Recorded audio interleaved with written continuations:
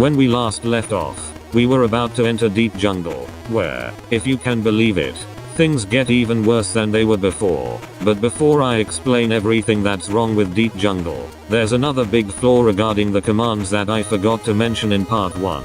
And this flaw becomes way more prevalent in deep jungle. So I say it's a good idea to talk about it now. Let me give you a scenario. I'm in a battle, and I'm very low on health. So I need to get out a potion to heal myself. I go to items, and select a potion. A menu then pops up, asking if I want to heal Sora, Donald, or Goofy. Obviously, I select Sora, and a small animation plays before I get healed. Now, I really wish I had footage of this happening to me to further prove my point. But unfortunately, I cannot provide footage of this happening. So take my word for it. The amount of times I have tried to heal myself during battle, only to then die in the middle of this animation, is immeasurable.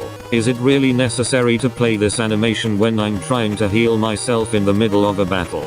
The animation only lasts a few seconds, but during those few seconds, you're completely vulnerable. You can't do anything, except pray that the animation finishes, and you get healed, before the enemy successfully kills you.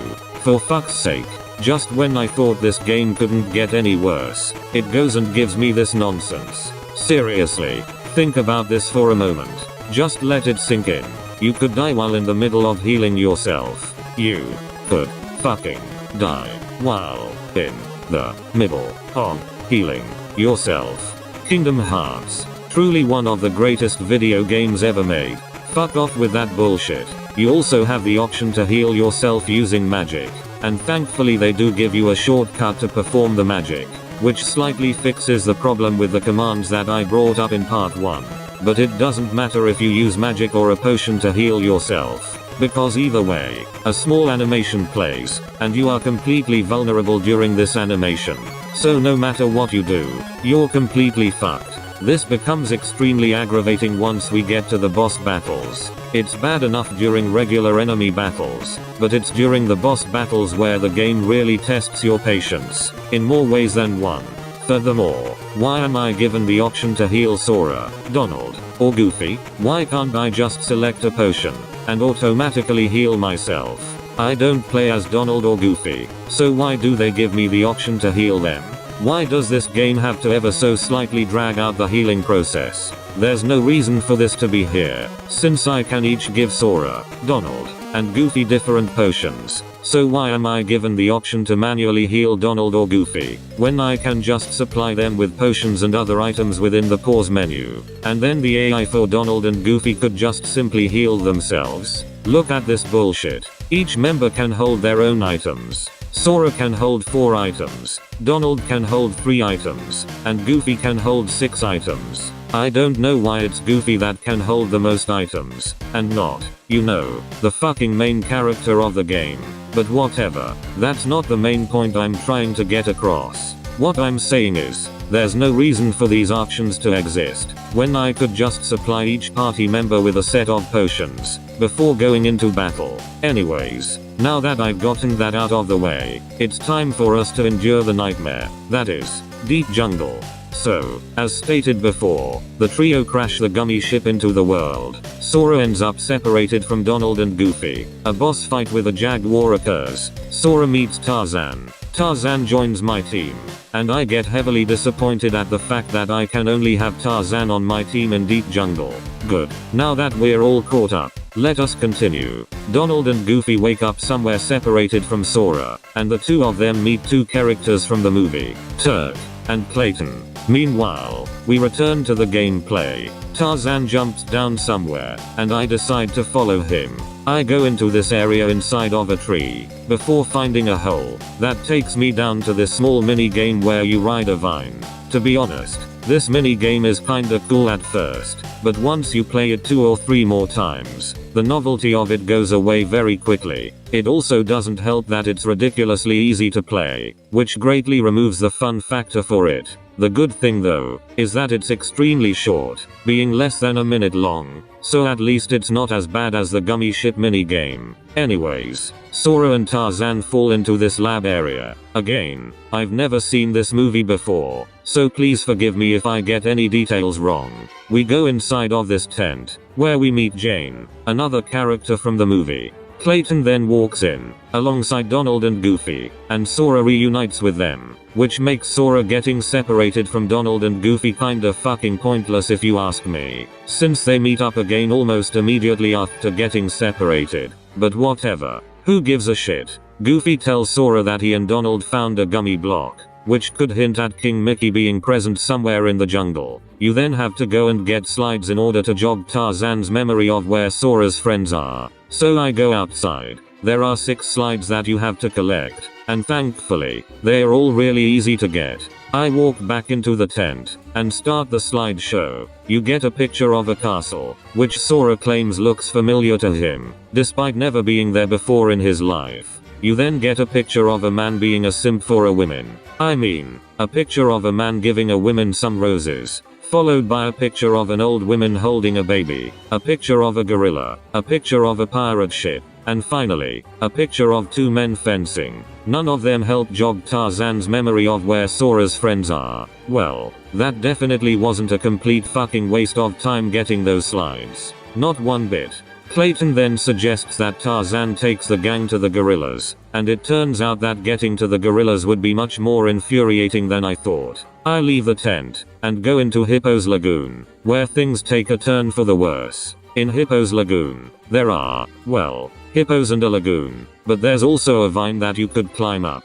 which leads to Vines 2. But wait, Vines 2? I haven't even found Vines 1 yet. Oh well, no big deal, I thought to myself, not knowing what I was about to be getting myself into. This is the vine swinging segment. Here's how it works. In order to jump onto a vine, you have to get close to a vine, and press the jump on button in the commands. And when you're swinging on a vine, you have to press jump next. There's just one problem with this. In order to select jump on and jump next, you have to press the X button. This wouldn't be a problem, if it weren't for the fact that in the rest of the game, you press the O button to jump, and you press the X button to attack, and you can't change the controls via the pause menu or anything like that. I don't know why they decided to make O the jump button, and X the attack button, instead of the other way around. It's honestly idiotic how for the whole game, you use the O button to jump, but for this segment, and this segment only, you gotta use the X button to jump.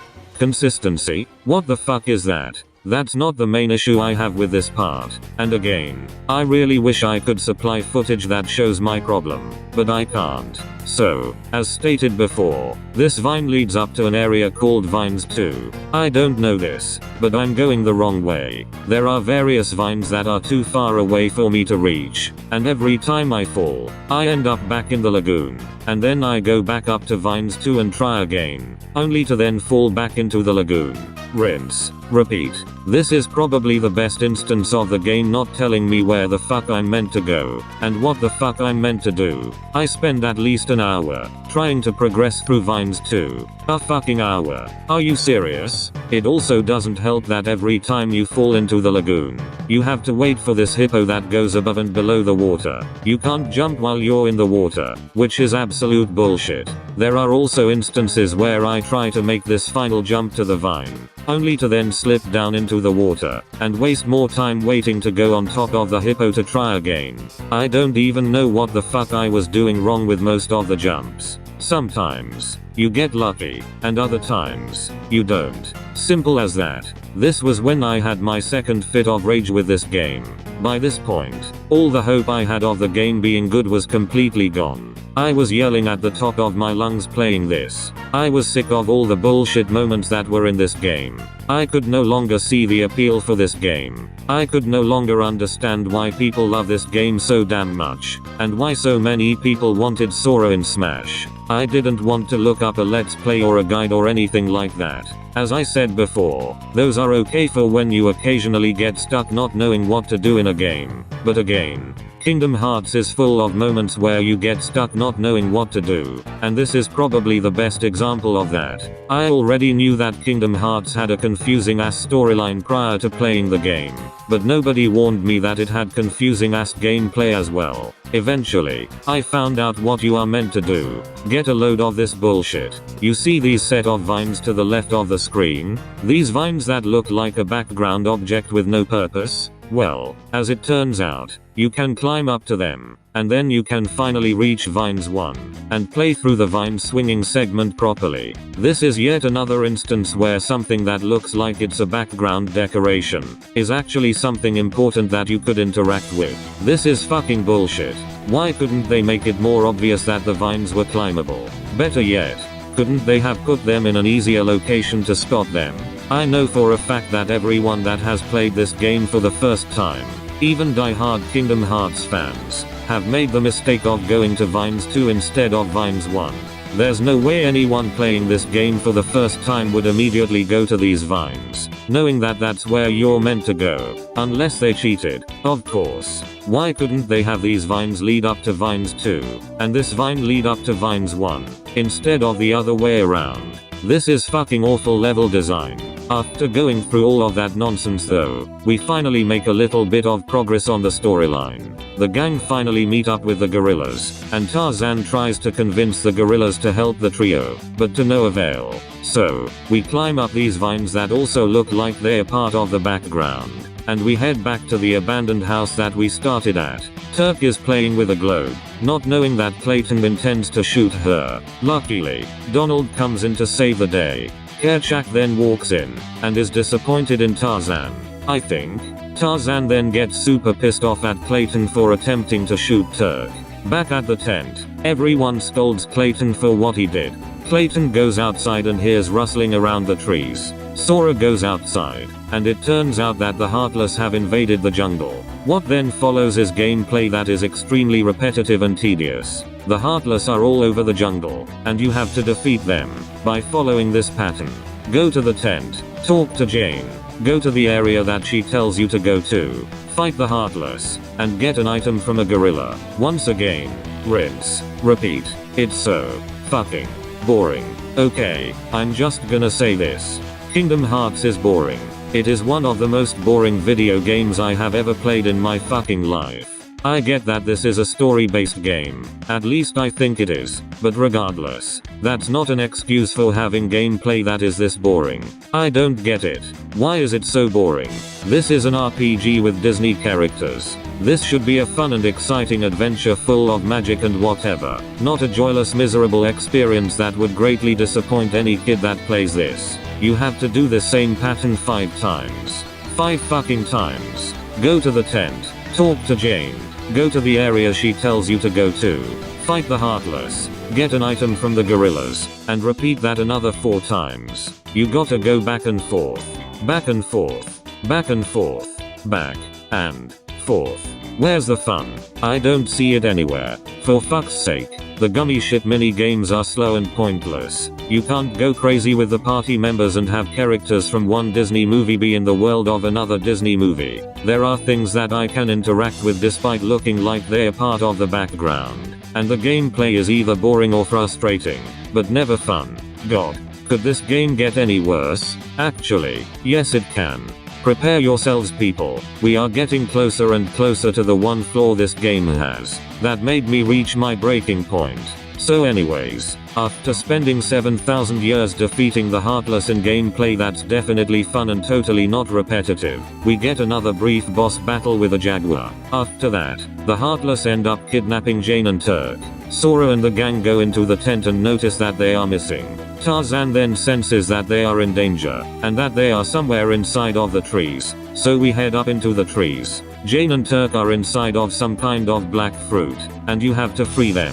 How? By hitting it as many times as possible. All the while, you have to deal with the Heartless getting in your way. This part wouldn't be that bad, if it weren't for the fact that the game gives you literally no indication of how close you are to freeing Jane and Turk.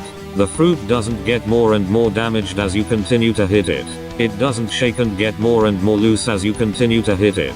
Nothing like that. You have no way of knowing how close you are to breaking the fruit. Eventually though, the fruit breaks open, freeing Jane and Turk. Jane tells the gang that she saw Clayton before getting trapped in the fruit, and that the gang have to go and rescue the gorillas. I probably got that last part wrong, but whatever. I don't care, because now is when I can finally talk about the big flaw that this game has. The one flaw that ruined any chances of me liking this game. The one flaw that made me go from being heavily disappointed with this game, to straight up hating it with a burning passion. The one flaw that made me realize my initial disappointment towards Sora being the last Smash Ultimate Fighter, was 100% justified. I would really fucking love to see any diehard fan of this game attempt to defend this flaw, and say that I'm wrong. I'm ready for all of the response videos and whatnot telling me that this is a flawless game, and that all the problems I have with this game are just minor nitpicks. I dare anyone to call this next flaw a minor nitpick. I fucking dare any of you. Brace yourselves people, shit's about to get ugly. Okay, so I go around the jungle looking for Clayton, until I finally find him. A cutscene plays. Once the cutscene ends, I get into a boss fight with Clayton. At first, it's not so bad, and then, another cutscene starts. Clayton starts flying, there's some trippy visual effects going on, and I die. And then I think, okay, no big deal, I'll just try again. So I press try again. I respawn back into the area that precedes the boss, and I walk back into the boss. The cutscene plays again, and then I think, okay, I already sat through this cutscene. No need for me to watch it again. So, I press the X button. It does nothing. I press the start button. It pauses the cutscene. But I don't want to do that. I want to skip the cutscene. And that's when I make a horrible realization. This game has unskippable cutscenes. And not only that, but I have to sit through this cutscene every single time I attempt to beat this boss. This is fucking unacceptable. Really? Fucking really? Every time I want to try and beat this boss fight, I have to first sit through this cutscene? Fuck you, game. The cutscene is exactly 34 seconds long. I have to waste 34 seconds of my time watching this cutscene before I can finally get to the boss. And after the rather tolerable first part of the boss, I get another cutscene that I cannot skip. Clayton stops shooting. The wall behind him explodes because who fucking knows why. And Clayton starts flying because, again, who fucking knows why. The second part of the boss then commences. There's a chameleon that can turn invisible, and when it does, the visuals get all warped and shit. Is Clayton riding the invisible chameleon? And I misinterpreted it as Clayton flying. Did the invisible chameleon break down the wall? Why is there even an invisible chameleon to begin with? Can someone please tell me what the fuck is going on? This second part of the boss is usually where I die, and when I respawn, guess what happens? I have to sit through the fucking cutscene again. I had my third fit of rage over this cutscene, and this one got so bad that my mother actually checked on me to see what was wrong. I tried my hardest to convince her that everything was okay, because I really didn't have the strength to tell her that a fucking Disney game was making me this angry. Seriously, think about this for a moment. A Disney game, of all the fucking things in the world, has pissed me off this much. And it's not like this is just some random licensed shovelware game that literally nobody has ever played before. No, this game has fans. Lots of them. This is considered one of the greatest video games of all time. The main character of this game was not only the final character to join the biggest gaming crossover that has ever existed, and probably ever will exist, but he was also the most requested character to join said crossover game. Are you fucking serious? A game with this many flaws should not have its main character join Super Smash Bros., especially not as the final fucking fighter for the game. Please, somebody explain to me, why can't you skip the cutscenes in this game? It would make this boss infinitely more tolerable. Why can't it go like this? The first time I do the boss, I can't skip the cutscene, but every time I do it afterwards, I can skip it whenever I want.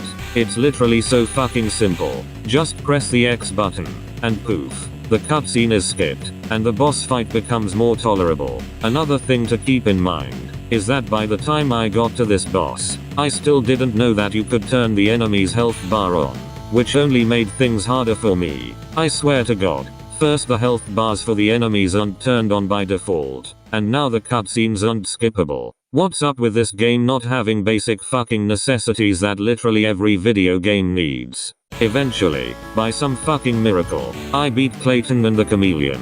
Clayton and the Chameleon. Now I know what my future band name will be. Anyways, the Chameleon falls down on Clayton, and they both magically vanish. I then obtain the ability to heal myself via magic.